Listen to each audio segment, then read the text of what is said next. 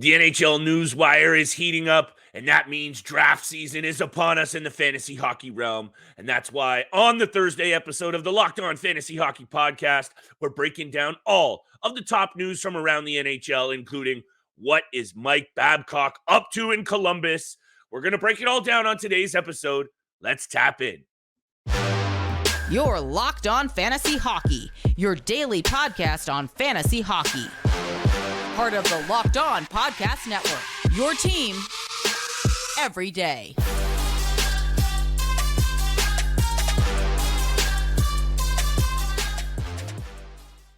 Hockey heads, fantasy fanatics, and degenerate gamblers, welcome back to your show. It's the Locked On Fantasy Hockey Podcast, joined as always by my esteemed co-host, Mr. Steele Roden. On this side of the microphone, it's your boy, Big Flip Livingstone. Thank you for making us your first listen every single day. This summer, Steele, has been an up and down ride, but the fact that we have this much big NHL news to talk about tells me the rough patch is over, baby, and it's time to get this money. Speaking of which, today's episode is brought to you by Jace Medical. Empower yourself when you purchase a Jace case, providing you with a personal supply of 5 antibiotics that treat 50-plus infections. Get yours today at jacemedical.com. That's J-A-S-E medical.com. Steele, all those pleasantries are out of the way, but just so everyone knows, on today's episode, we're talking about Mike Babcock. We're talking about Matthew Tkachuk being fully healthy after what looked to be a very serious injury last playoffs. We know it held him out of the Stanley Cup finale. This is a fantasy piece that I believe goes in the top 10 slots. So we're talking about that. We're going to talk about Mike Babcock and what he's up to with the Columbus Blue Jackets. We'll start there. And we're also going to slide into a few other topics, including Quinn Hughes, Adam Lowry being named captains of the Jets and the Canucks, respectively. There is some other news with Torey Krug, Thomas Tatar signs. We'll try to jam it all into 30 minutes for y'all. Steele, I'll turn it over to you, like I always like to do. Mike Babcock. We know what's going on here in terms of his past track record of maybe towing a very bold line of coaching strategy, but now he seemed to cross over into a whole other realm of what the hell is this guy doing? Yeah, it doesn't make any sense to me. And for these to come out even before, the start of the season, training camp, and all of those things is just absolutely bizarre. Like, what the flip is Mike Babcock up to again? Because you go back to his days in Toronto when he was the head coach there and his departure with the Toronto Maple Leafs. He was pretty much doing the exact same thing with his players. It just seems very suspicious to me. You know, you go back to the Mitch Marner incident, like we were just talking about before we hopped on here, basically throwing him under the bus to his colleagues, to his teammates, about some, confidential information, confidential text messages that they went through when Mike Babcock asked him a simple question, threw him under the bus. And now with the Columbus Blue Jackets, he's barely been there. He hasn't even coached a single game yet. No. And he asks, or the allegations are, he asks the team captain, Boone Jenner, to step into his office and give him his phone so he could go through his pictures and see what type of person he is. Bizarre. Absolutely bizarre to me. Again, like Mike Babcock, it just seems like just socially awkward, doesn't know how to interact with his players, with his coaching staff in a proper manner, it seems like. I don't know if you ever heard that Mike Modano story when he was in Detroit right at the end of his career. Yeah. And he was, I think, like 1 or 2 games away from hitting 1,500 or some very respectable, serious milestone. 1 game away. One game, and he held him out of the lineup. And when I read that story, that at the time, I believe, was right near the end of his tenure in Toronto. You obviously wanted to like Mike Babcock coming into Toronto. Yeah. Success with the Red Wings, success with Team Canada. But when you start to learn really what he's about as a coach, at least, I'm not going to sit here and judge the man as a person because I don't really know that side of him. But we're starting to get to know him very well about his coaching tactics. And I'm not really loving it. Also, Steele, let's bring this back to the hockey side of things very quickly. He's inheriting a team that finished dead last in the Metro Division last year, 16 points adrift from the next closest team in the Philadelphia Flyers, and they allowed 330 goals against. he is not exactly in the situation where he's in a place to not make friends, especially with a guy like Boone Jenner, who seems to absolutely wear his heart on his sleeve and do everything for this franchise on and off the ice. So to bring him in, of all people, and start interrogating the man and going through his phone, I just don't understand. And shout out to Paul Biz Nasty on the Spit and Chicklets pod, speaking facts about this man needs to focus in on the power play. He needs to focus in on trying to make a wild card bubble spot, because also now I'm wary about some of those pieces fantasy wise we were looking at on this club. Marchenko, Hughes, and others. Not Hughes, is it? Who is it? Kent Johnston? Kent Johnson, like? Adam Fantilli. Yeah, there we go. Those guys. Now I'm a little worried because we know what young guys do under Mike Babcock. They don't seem to flourish. They don't. And again, it just seems like such a bizarre thing to do with a new club that you just got hired to after, the last 4 years of, being relieved of your duties in Toronto. He hasn't coached a single game in 4 seasons. 4 years of obscurity. 4 years of obscurity. He gets he lands the head coaching job with the Columbus Blue Jackets. Honestly, this was his redemption. This was his second chance. Start. And it's a bad start. It's a terrible look for Mike Babcock. And this just creates more chaos, more distractions for the players. So I don't know. The Columbus Blue Jackets as an organization, they're investigating into this. Again, going after the captain like this makes going after anybody like this doesn't make any sense, but especially the captain who's done a lot for this organization. And again, it's just a huge distraction before the season starts. The players do not need this. Like Paul Biznassi said, focus on the power play. Focus on the breakout. Get your players to back check properly. You've got Adam Fantilli, Kent Johnson, Kirill Marchenko, who are young, very talented prospects up and coming. Coach them, develop them. Don't worry about what photos they have in their phone and what type of person they are. Like, coach the players that you're supposed to coach. Very, very interesting tactic to take. It's just a bunch of red flags going up about what's going on in Columbus. Can they still come out and have a good season? Maybe make some noise as a wild card bubble team? Maybe. You and I kind of like that some of those young pieces might step out, but now that there's all of these off-ice distractions, and this isn't exactly midsummer, Steele. We're days away from training camps open and these guys hitting the ice for real preparation. Exhibition games are only a few weeks away, and the puck drop is less than a month away on this season. So this is not only bad timing for this to be coming out, it's just bad for everybody in the mix in Columbus right now. We'll have to keep our eyes peeled on it. We're going to also keep our eyes peeled on the rest of the topics we want to get to today's episode-wise. Matthew Tkachuk, Steele and I are going to break this down because I need to ask Steele where he thinks this guy should be drafted, because I think it's first round for sure. We'll break that down as well. And of course, captains being named in the NHL means Steele and I want to discuss it. Both the Canucks and the Jets doing so we'll get to that. We also got to holler at our friends from Jace Medical. Today's episode is brought to you by Jace Medical. Everybody should be empowered to care for themselves and their loved ones during the unexpected. That's why Jace Medical offers the Jace Case. The Jace Case provides 5 life-saving antibiotics for emergency use and gives you peace of mind so that you're not just hoping you have access to medication in emergency. Jace Medical makes sure you have it in hand. Jace Medical is simple. They handle everything from the online evaluation to licensed pharmacy, medication delivery, and ongoing consultation and care. Don't get caught unprepared. Save more than $360 by getting these life-saving antibiotics with Jace Medical, plus an additional $20 off by using code LOCKEDON at checkout on jacemedical.com. That's JASE medical.com, promo code LOCKEDON. And thank you so much for making the Locked On Fantasy Hockey Podcast your first listen every single day. We appreciate it so much. We are a part of the Locked On Podcast Network, where you can find your favorite team from all 4 major sports leagues, including the NCAA, your team every single day.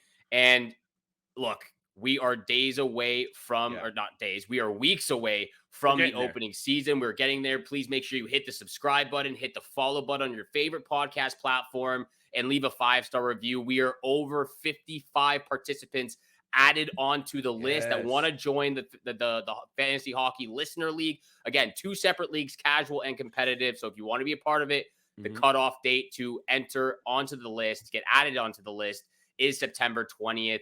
We'll have a draw, and those invites will go out to the the 16 finalists who get into the competitive and casual leagues. We're very excited about that. But again, make sure you DM us with your full name and information so we can get you on that list. And we are very excited about this upcoming fantasy hockey season. That includes Matthew Tkachuk of the Florida Panthers. His status, his health right now, his health status, as well as where he should be landing in the upcoming fantasy hockey draft. Flip, is he fully healthy right now? Is he ready to go for the upcoming season, or he still got some time? Quote, I'm feeling great. It's been a very short summer, and it's the way I want to go, the way I want to be every year going forward. Short summer, bad timing for the injury he's talking about, Steele, but he is ready to go and fully recovered. So this is where you and I had talked about in the past, maybe 2 weeks, 3 weeks, about that was a serious hit he took from Keegan Colasar in Game 3 of the Stanley Cup Final. That guy can throw his body around, and when Matthew Tkachuk gets hurt, I think he really is one of those players who is hurt for real, and a busted sternum is no joke. He's healthy. To me, this means he's a top 10 fantasy piece. I love what he brings peripheral-wise. I know there's a lot of good players in that first round, but anywhere from that 6th to 12th slot, if there are that many GMs, I'm taking Matthew Tkachuk all day. He brings so much to the table peripheral-wise. He's a banger league beauty. 109 points last year. Almost plus 30. 120 plus penalty minutes. 320 plus shots. He logs the minutes like a beast. Yeah, maybe he doesn't throw his body around as much as he used to, but that's because he's too busy putting pucks in the back of the net and carrying this team. And I'll just leave it at this before I toss it back your way. The Florida Panthers are an offensive juggernaut now. And with what they can do on the back end with some of that balanced attack, Reinhart, Bennett, my boy Verhaeghe's high on my list. I haven't even spoken about Barkov yet. This team can bring it offensively. They scored the 6th most goals in the NHL last year, Steele. And while I expect a regression, I know you and I are a little bit of a differing of opinion on that because I'm not buying into Bob as much. This team is going to score goals. And Matthew Tkachuk, now being healthy, goes right back into a surefire first-round draft pick in this fantasy draft, in my opinion. 100%. And people are actually even thinking that he should be in the top 5, which is debatable. But again, he is for sure a first-round pick. And it depends on what type of league you're in. Brady Tkachuk, his brother, could be a first-round pick as well. Both talented players in that Atlantic division. And I know we have difference of opinions on where Florida lands at the end of the season. But this offensive group, like you mentioned, all of those names, especially Tkachuk and Barkov and Verhaeghe, the goal scoring machine, they're going to be scoring they're going to be scoring a ton of goals. They're going to be one of the top 5 offensive groups. Even if they're not winning that many games, they're scoring a ton of goals. And I know that you and I both agreed when we were doing our fade list that I said fade Aaron Ekblad. You said fade Brandon Montour. Again, both draftable players. But if if Aaron Ekblad can get to that first overall draft pick that he was, and Brandon Montour can, reiterate that season he had last year, it's going to even be more dynamic offensively for the Florida Panthers. Yeah, for sure. I think my concern with both of those players is seeing how banged up that they both have been. No, of course. Especially Montour through the playoffs. But otherwise, there's no question that they're both very fantasy relevant. I think the other thing for me here, Steele, is let's remember what this guy can do to bring the energy and swagger to the rest of his team.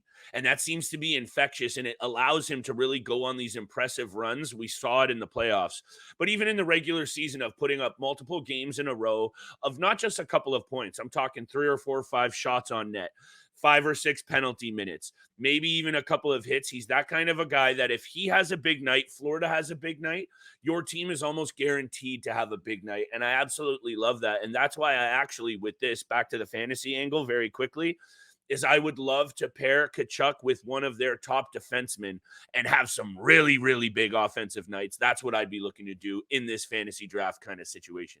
You're taking a play out of my playbook over there, pairing a top defenseman and a top Gotta give you your flowers, pal.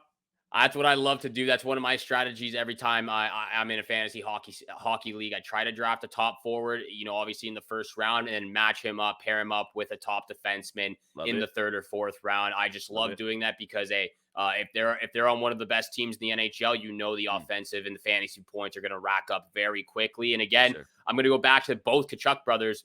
Both Tkachuk brothers are first round draft picks, in my opinion. Love it. And actually, one last tidbit before we move on to this conversation, and I agree. Did you actually know that it was Brady helping Matthew get dressed ahead of game 4 of the Yes. Stanley Cup final because he physically couldn't get his gear over his busted up body?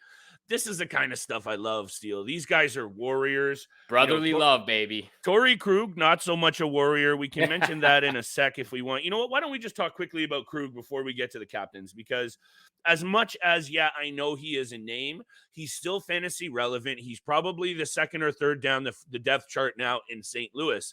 But he is a guy that, because of his offensive value, I would still be looking at the back end of drafts to fill a fantasy offensive hole. It's just now, with another injury, Steele, and his overall game just falling apart, I think all I wanted to say is, aside from careful with what you're doing with St. Louis Blues players this year, is maybe you have to now for sure stay away from Torey Krug. And also, Yes. he was a keeper on my list, Steele, because I needed some offensive punch in my dynasty side. I'm going to have to drop that man now, I think.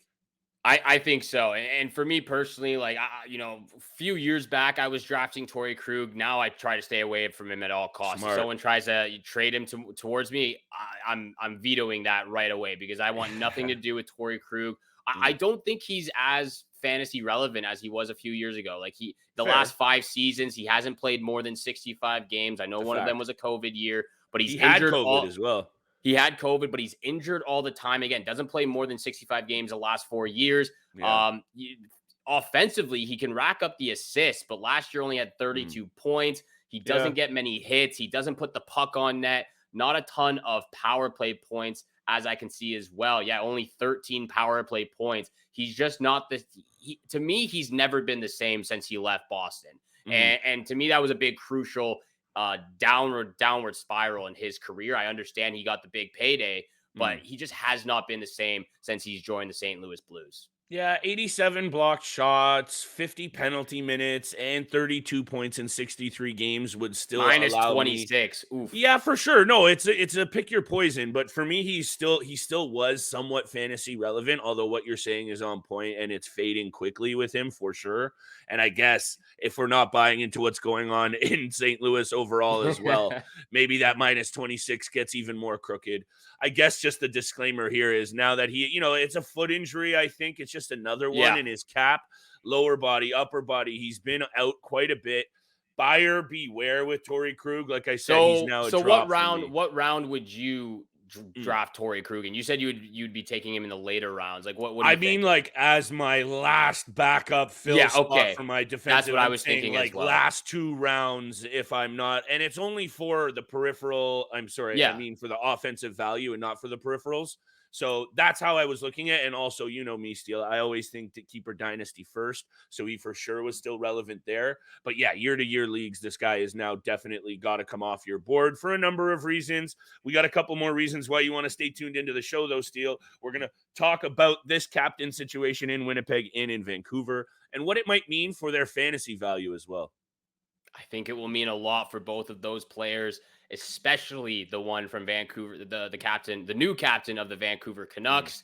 Thank you so much for making the Locked On Fantasy Hockey Podcast your first listen every single day. Again, please hammer that subscribe button. We are almost at 1,000 subscribers on YouTube. Yeah. Can't wait to get there. We're super excited about it. Follow us on your favorite podcast platform. Leave a 5-star review and continue leaving any questions. If you want any advice on the YouTube channel or on the episodes, comment on the YouTube channel, DM us on Twitter. And again, if you want to be a part of the Fantasy Hockey Listener League, continue to DM us with your full name and email address. We'll add you onto the list.